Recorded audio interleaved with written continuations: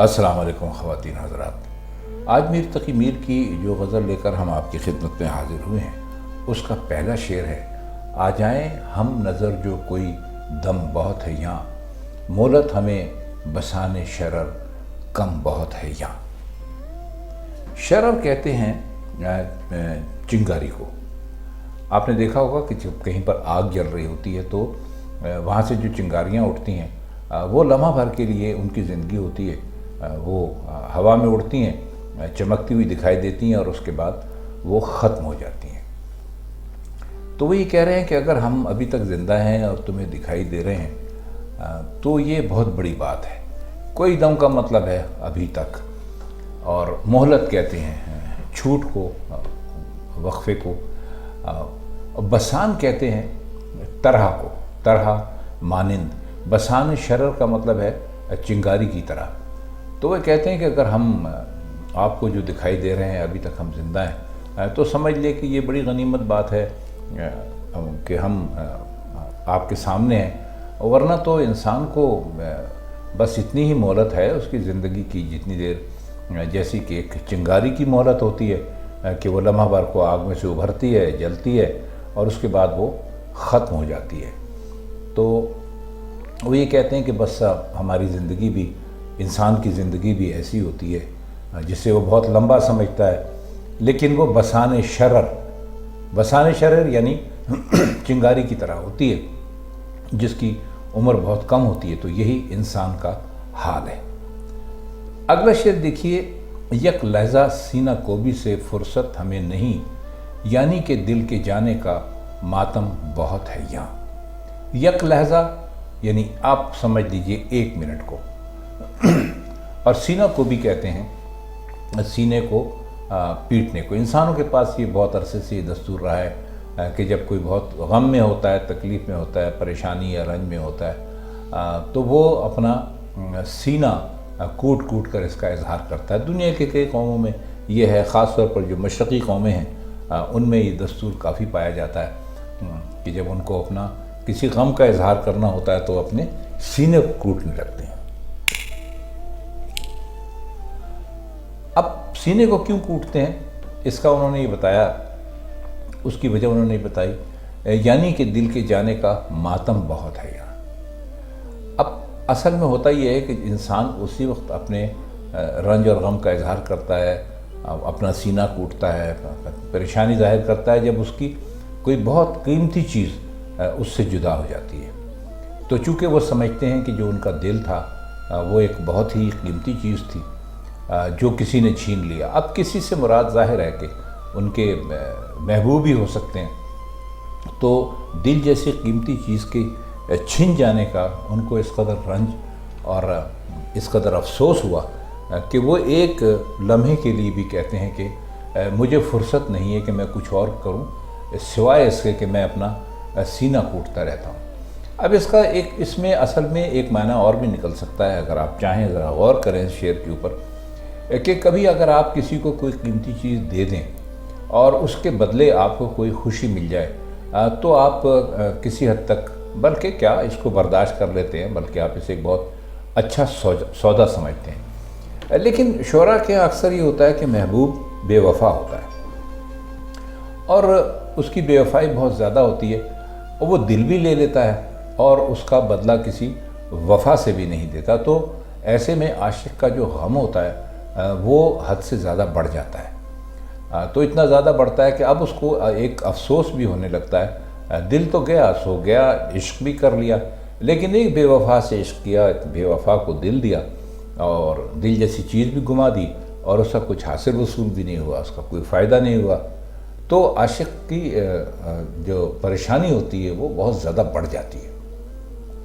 तो वे कहते हैं कि अब जब ये सब कुछ हमारे ऊपर गुजर चुका है तो अब यही है कि हम एक लम्हे के लिए भी हमारा जो हाथ है वो सीने से जुदा नहीं होता और हम हर वक्त अपने दिल के गम में एक कीमती चीज़ के जाने का मातम करते हैं, यानी कि दिल के जाने का मातम बहुत है यहाँ। जो दूसरा मिसरा उन्होंने कहा है तो उसमें इसीलिए उसको मातम कर रहे हैं कि दिल जैसी कीमती चीज़ उनसे चली गई। अच्छा, अब ये शेर देखिए, ہم رہ روانے راہ فنا دیر رہ چکے، وقفہ بسان صبح کوئی دم بہت ہے یہاں۔ رہ رواں کہتے ہیں راستہ چلنے والا، اور راہ فنا وہ راستہ جو جس کی منزل خاتمے پر ہوتی ہو، اور وقفہ آپ جانتے ہیں کہ جو دو باتوں یا دو کاموں یا کس سلسلے میں جو بھی ایک وہ آتا ہے، وقت آتا ہے، اس کو وقفہ کہتے ہیں۔ اور بسان ابھی ہم نے آپ کو بتا دیا صبح، بسان آپ کو بتایا ابھی مانند، بسان صبح کوئی دم بہت ہے یہاں۔ تو وہ کہتے ہیں کہ ہم جو تھے، یہ جو راہ فنا تھی، فنا کا جو راستہ تھا، اس میں ہم بہت دیر ہم نے گزار دی، بہت یعنی عرصے تک اس میں رہ لیے، اور اگر اس میں کوئی اگر وقفے کی طرح کوئی صبح آتی ہے تو یہ بہت بڑی بات ہے۔ ان کے کہنے کا مطلب یہ ہے کہ یہ تکلیفیں، یہ پریشانیاں جو کبھی ختم ہونے والی نہیں ہیں، اگر اس میں تھوڑی دیر کے لیے کوئی سکون کا لمحہ آ جاتا ہے تو یہ بھی بہت بڑی بات ہے، اس سے بھی فائدہ اٹھانا چاہیے، کیونکہ ہم بہت عرصے سے وفا کے راستے میں، وفا کے فنا کے راستے میں ہیں، تو اب اگر ایک وقفہ ہمیں مل گیا ہے تو ٹھیک ہے، صبح کی طرح کوئی ہے، یعنی کہ بہت ساری نا امیدیوں کے بعد اگر امید کی کوئی کرن نظر آتی ہے تو اس کو وہ کہتے ہیں کہ انسان کو غنیمت سمجھنا چاہیے۔ اگلا شعر دیکھیے، اس بت کدے میں معنی کا کس سے کریں سوال، آدم نہیں ہے صورت آدم بہت ہے یہاں۔ بت کدے سے ان کی مراد دنیا ہے، تو وہ کہتے ہیں کہ اس کے ہونے کا یا اس کے نہ ہونے کا ہم کس سے سوال کریں کہ اس کا کیا مطلب ہے، کیونکہ ہم نے یہاں دیکھا ہے کہ اس میں آدمی نہیں ہے بلکہ آدمیوں کی سی صورتوں والے بہت سے ہیں۔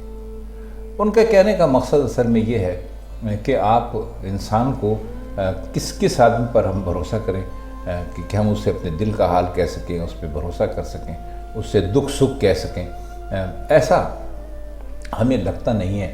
ہم کس سے سوال کریں، یہ معنی ہم کس سے پوچھیں کہ یہاں آدم تو نہیں ہے لیکن صورت آدم یعنی آدم کی شکل والے بہت سے ہیں۔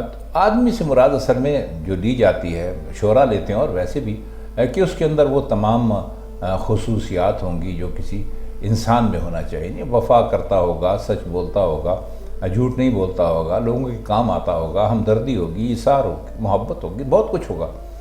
تو وہ یہ کہتے ہیں کہ یہ تو ہماری سمجھ میں نہیں آتا کہ ہم اس کا کیا مطلب نکالیں کہ دنیا ہے، کہتے ہیں کہ دنیا آدمیوں سے بھری ہوئی ہے، لیکن ان میں آدم والی کوئی خصوصیت نہیں ہے سوائے اس کے کہ ان کی شکل آدمیوں جیسی ہے۔ اب اگلا شعر دیکھیے کہ عالم میں لوگ ملنے کی گوں اب نہیں رہے، ہر چند ایسا ویسا تو عالم بہت ہے یہاں۔ عالم کا مطلب ہوتا ہے دنیا، اور گوں کا مطلب ہوتا ہے مانند کی طرح، اور ایسا ویسا مطلب ایک ایسی معمولی قسم کے لوگ تو، اور عالم سے مراد انہوں نے دیکھیے اس کو عالم کو اپنے دو مصروں میں الگ الگ استعمال کیا ہے۔ پہلے مصرے کو دیکھتے ہیں اس شعر کے، عالم میں لوگ ملنے کی گوں اب نہیں رہے، کہتے ہیں کہ اب اس دنیا میں لوگ اس قابل نہیں رہے کہ ہم ان سے ملیں، اور کہتے ہیں ہر چند، حالانکہ ایسا ویسا تو عالم بہت ہے یہاں، یعنی ویسے تو انسانوں سے دنیا، آدمیوں سے دنیا بھری پڑی ہے، لیکن اب ہمیں اس قسم کے لوگ جو ہیں، وہ ملنے والے لوگ جو ہیں وہ رہے نہیں کہ جو ہم سے ہمارے ملنے کے قابل ہوں، یا ہم ان سے کوئی بات کر سکیں، یا ان پہ بھروسہ کر سکیں، یا ان سے تعلقات رکھ سکیں۔ تو ایسے لوگ تو اب، اس قسم کے لوگ تو اب اس دنیا میں رہے نہیں، اور ایسے ویسے تو بے شمار مل جاتے ہیں۔ ہم گھر سے نکلتے ہیں تو ہمیں ہر قسم کا آدمی ملتا ہے، لیکن ان میں سے کتنے ایسے لوگ ہوتے ہیں کہ جن سے ہم کوئی تعلقات رکھ سکیں، جن سے ہم کچھ بنا کے رکھ سکیں۔ ظاہر ہے کہ انسان ایک دوسرے کے ساتھ مل کر انسان کو کہا بھی جاتا ہے کہ انسان ایک طرح کا سماجی جانور ہے جو ایک دوسرے کے بغیر زندہ نہیں رہ سکتا، اور آپ بھی دیکھیے یہ حقیقت ہے کہ آپ کو باہر نکلنا پڑتا ہے، لوگوں سے ملنا پڑتا ہے، کبھی کام کے سلسلے میں، کبھی ایسے ہی دل بہلانے کے لیے، تو انسانوں سے ملتے ہیں تو دنیا کے کام چلتے رہتے ہیں۔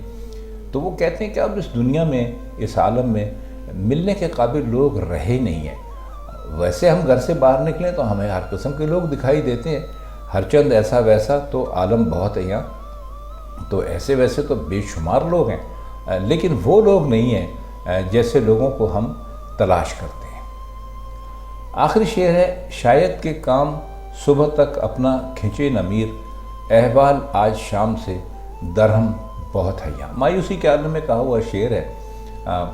کام اپنا کھنچے نہ کا مطلب یہ ہے کہ شاید ہمارا کام صبح تک نہ چلے، مطلب ہم صبح تک زندہ نہ رہیں۔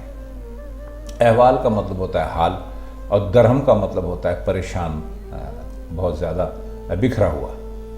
تو وہ مایوسی کے عالم میں انہوں نے یہ شعر کہا کہ بھائی ایسا لگتا ہے کہ آج یہ رات جو ہے ہمارے لیے گزارنا بہت مشکل ہو جائے گی، شاید ہم صبح تک زندہ نہ رہیں، کہ اس کی وجہ یہ ہے کہ آج شام سے ہماری طبیعت جو ہے وہ ٹھیک نہیں ہے، ہمارا احوال جو ہے وہ ٹھیک نہیں ہے، تو ہمیں کوئی امید نہیں ہے کہ ہم صبح تک زندہ رہ سکیں گے۔